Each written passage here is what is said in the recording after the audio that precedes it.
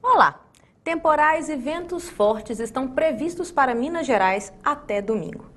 O volume de chuva deve variar entre 100 e 120 milímetros, ou cerca de 1/3 previsto para este mês, que é a quantia de 320 milímetros, que é uma média histórica para dezembro, já foi de 296 milímetros. E além do volume de chuva, são esperados ventos em torno de 40 a 60 quilômetros. Para falar sobre os riscos dos temporais, eu recebo aqui na TV O Tempo Edilan Arruda, que é major da Polícia Militar e chefe do setor de comunicação social da Coordenadoria Estadual da Defesa Civil. Também o repórter do Caderno de Cidades, Rafael Ramos. Muito boa tarde, gente, tudo bom? Boa tarde. Vamos falar dessa chuva que, para quem estava vindo para cá, pelo menos o trânsito já começa a ficar mais complicado, né? Isso. Essas são as previsões que nós temos, inclusive nós até emitimos um alerta meteorológico, porque essa previsão vai pegar a região metropolitana, a Zona da Mata, sul de Minas, o leste, um pouquinho do Campo das Vertentes e a Bacia do Rio Doce. Ela é, vamos dizer assim, é uma previsão que nos deixa um pouco preocupados e por isso nós mandamos isso para as cidades, porque o solo já está úmido, tendo em vista as chuvas dos últimos dias. Então, a possibilidade de começar a acontecer deslizamentos, ela é muito grande. Esse volume, ele sendo constante, ele pode produzir os deslizamentos, porque o solo já está saturado e, com isso, há essa possibilidade. Tivemos até agora em Minas Gerais problemas mais com relação a alagamentos, a enchentes em algumas cidades, algumas pessoas desabrigadas, desalojadas, alguns prejuízos materiais. Não tivemos ainda aquelas chuvas fortes como aconteceram em janeiro do ano passado, que realmente assolou o sul de Minas. E estamos torcendo para que as chuvas continuem assim, apesar de que tudo pode acontecer. Uhum. Boa tarde, Major. Boa tarde, Ludmila. Boa tarde aos nossos internautas. Eu queria saber do Major como que as pessoas que moram nessas regiões podem perceber que eles estão sob o risco de um deslizamento, o que elas podem identificar na casa delas, na casa de um vizinho, de um amigo, que possa alertá-las a sair do local com antecedência. Olha, é importante que tenha sido feito um trabalho preventivo através da Defesa Civil municipais. Então, essas pessoas que já moram nesses locais, antes do início do período chuvoso, ela pede à Defesa Civil para fazer uma vistoria. Verifica se tem trinca, se tem... Há condições dela permanecer e aí estipula-se um nível de risco. O que acontece nesse momento agora é que essas pessoas, elas têm pelo menos uma noção e sabem que elas moram num local de risco, de deslizamento, estou falando de deslizamento. Então, nesse caso, ela precisa sempre ter, durante o período chuvoso, quando estiver chovendo, alguém olhando para a encosta, né? E essa encosta, ela sempre produz algum movimento que dá a ela a possibilidade de sair com antecedência. Por exemplo, tem uma árvore, tem uma cerca, alguma coisa. Quando esse objeto estático ele começar a tombar, é sinal que o solo está movimentando, então deve sair. Geralmente as pessoas moram e atrás da sua residência, ela tem ali um barranco. Então, durante esse período, que ninguém durma nesse último cômodo, que ela durma nos primeiros cômodos, porque se começar a ter um deslizamento e começar a cair na casa, há a possibilidade dessas pessoas saírem, né, fugirem das suas casas e não morra alguém que está dormindo no último cômodo, coisas que já aconteceram em várias cidades de Minas. Então, essas são as principais dicas que nós damos para as pessoas que moram em área de deslizamento. E sempre chamando a Defesa Civil do seu município, que pertence à Prefeitura Municipal, para fazer uma vistoria, para ver a possibilidade de permanecer. Uma outra dica é quando acontecem as chuvas fortes, são aquelas grandes tempestades, de uma maneira rápida, as pessoas que moram perto de rios e córregos, elas sabem que neste período a possibilidade de transbordamento é muito grande. Então é ficar atento e a partir do momento que esse córrego, esse rio começar a transbordar, é imediatamente colocar os seus pertences no local mais alto ou tirá-los e sair da sua residência para não ser levado. Tivemos mortes nos últimos anos em Belo Horizonte de pessoas que tentaram enfrentar enxurrada.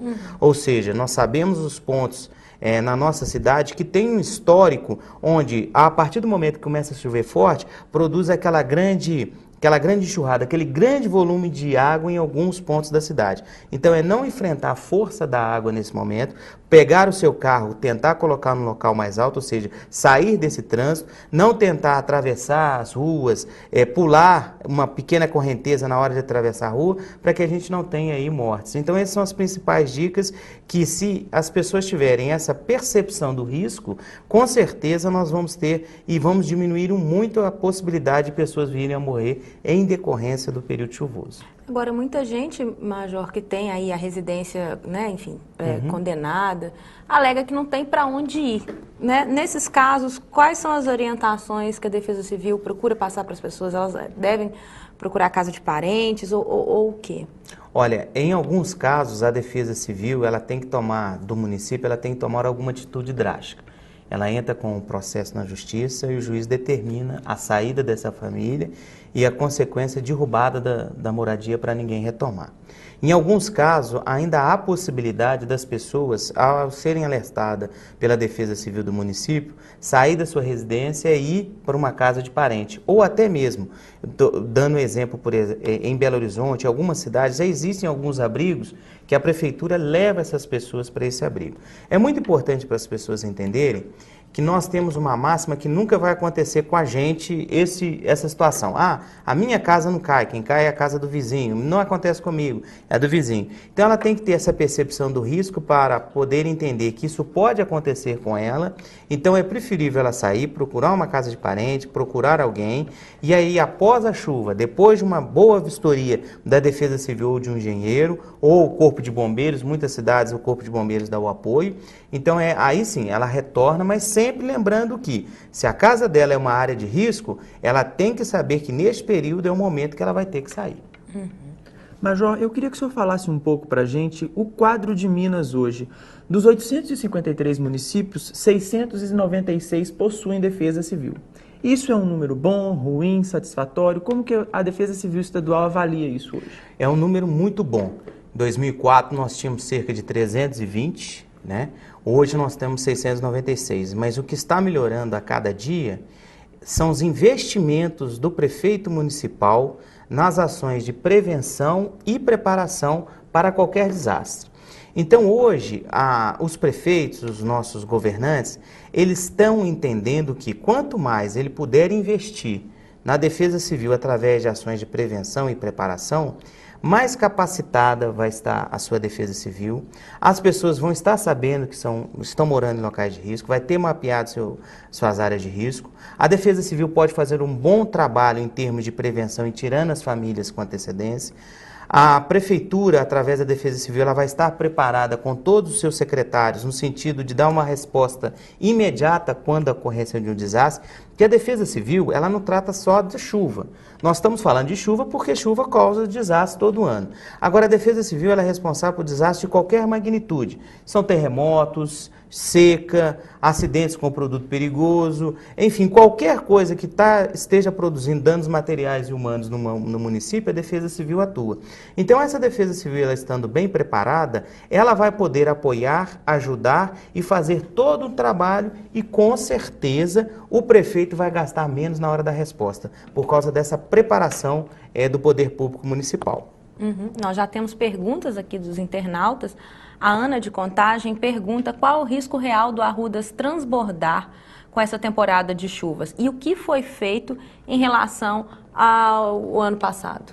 Olha, eu não posso falar assim, porque como eu sou do Estado, eu não tenho condições de falar especificamente do que acontece em cada município. Como é que ela chama? Ana, né? Ana. Para a Ana entender, Contagem tem uma Defesa Civil Municipal muito bem estruturada, cuja coordenadora é a Cristina. Então, ela pode se inteirar melhor dessa situação com relação a investimentos. O que a gente pode falar é o seguinte, por mais que se faça em termos de obras, é sempre importante a comunidade estar verificando na hora de uma tempestade forte. Porque muitas vezes você tem espaços de tempo onde ocorre uma chuva, mas essa chuva ela é diluída, ela não é concentrada num local só.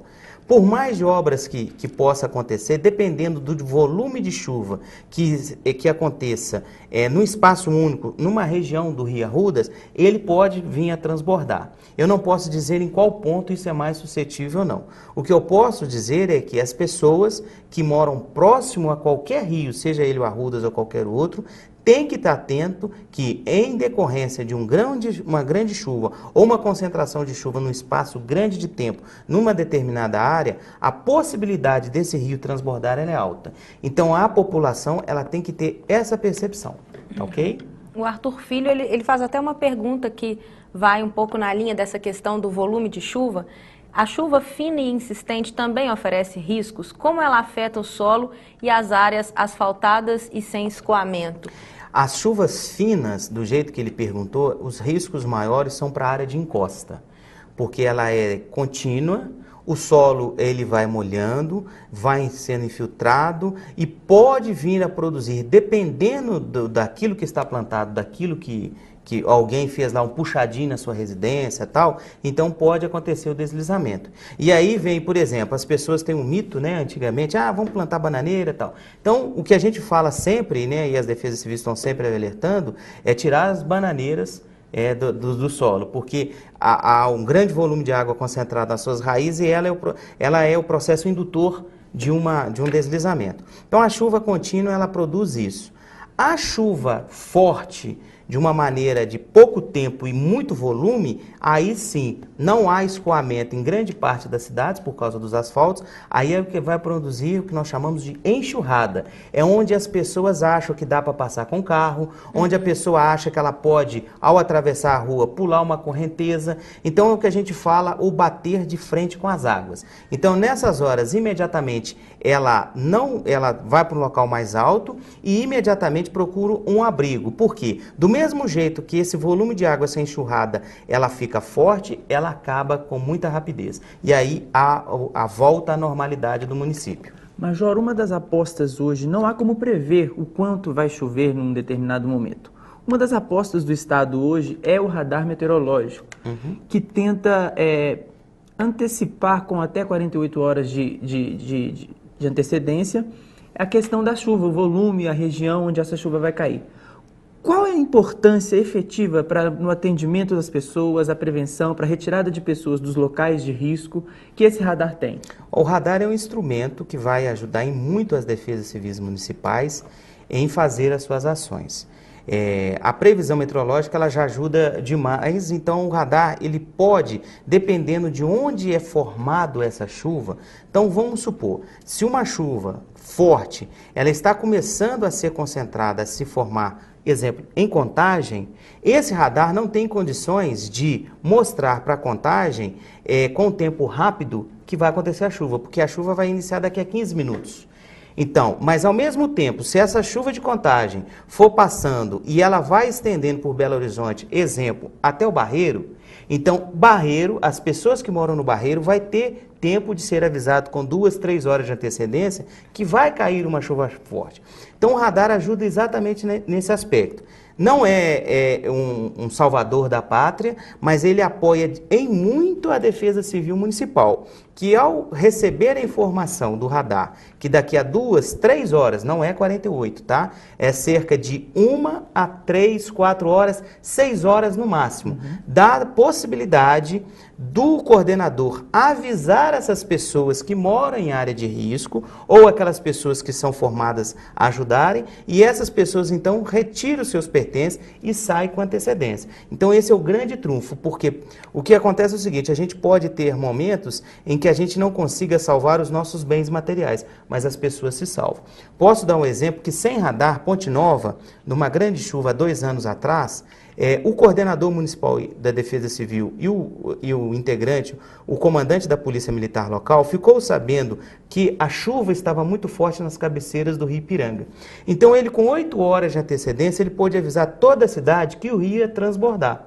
Então, todas as pessoas que acreditaram e avisaram, tiraram seus carros, não tivemos mortes, né? Mas foi um sucesso, porque além de não ter mortes, nós conseguimos prevenir o máximo em termos de danos materiais. Então, o radar vai nos ajudar muito nisso, ou seja, com 2, 3 horas de antecedência, a gente tem condições de prever, né, e avisar de uma chuva forte que está por chegar. E qual é a previsão de início de funcionamento Já desse radar? está bem adiantado, o radar foi comprado pela CEMIG e vai estar sendo monitorado pelo IGAM, então as pessoas já estão fazendo os seus treinamentos, já estão em fase de testes, então eu creio que nos próximos dias teremos alguma notícia de quanto o radar vai realmente começar a funcionar.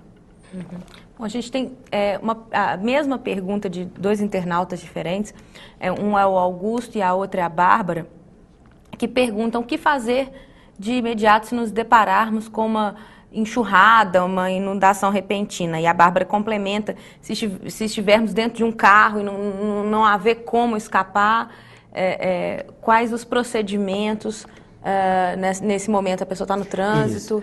A pessoa tem que entender o seguinte, ela, às vezes, se ela mora na cidade, ela já tem uma noção daquelas ruas que podem produzir enxurrada. Mas a partir do momento... Prudente de Moraes ali, como Prudente de Moraes, ela enfim, já tem um alerta, né, no exatamente. bairro. E outros locais, Belo Horizonte já avisou. O mais importante é não enfrentar a força da água.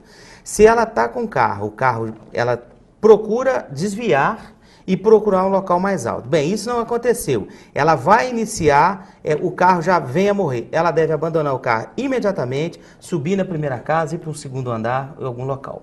Isso é o mais importante, para não ficar. Às vezes a pessoa, vou ver, às vezes ainda dá tempo. Aí começa a produzir aquela enxurrada, vai aumentando, ela sobe em cima do carro. Dependendo da situação, vai transbordar o carro e a pessoa é levada. Então primeiro, partir para um local mais alto. E não tendo abandonar o seu carro e procurar um local mais alto. Porque o carro depois, o seguro cobra, ele dá um jeito, mas a vida não tem jeito. E aquelas pessoas que estão a pé, não tentar atravessar ruas, que nós já tivemos mortes em Belo Horizonte, da pessoa que foi atravessar o filho, ela e o filho, uma rua e tinha uma pequena enxurrada, aí a pessoa atravessou, o filho escorregou, caiu no bueiro e veio a falecer. Procurar um lugar seguro, procurar né? sempre um local seguro, um local mais alto e esperar a chuva passar, porque ela, a enxurrada que tem, do mesmo jeito que ela chega forte, ela sai forte também, ou seja, ela acaba rápido. Uhum. Bom, também temos uma pergunta do Érico Ferreira, de Belo Horizonte também, de que maneira o estado de Minas Gerais e a capital BH, em especial, estão preparados para receberem as fortes chuvas de final de ano e início do ano seguinte, mais do que essas medidas preventivas, mais do que o aconselhamento. Você diz o poder público, exato, né? Não, Belo Horizonte tem uma excelente defesa civil municipal, que hoje até é coordenada pelo Coronel Lucas, que já foi o coordenador da defesa civil estadual.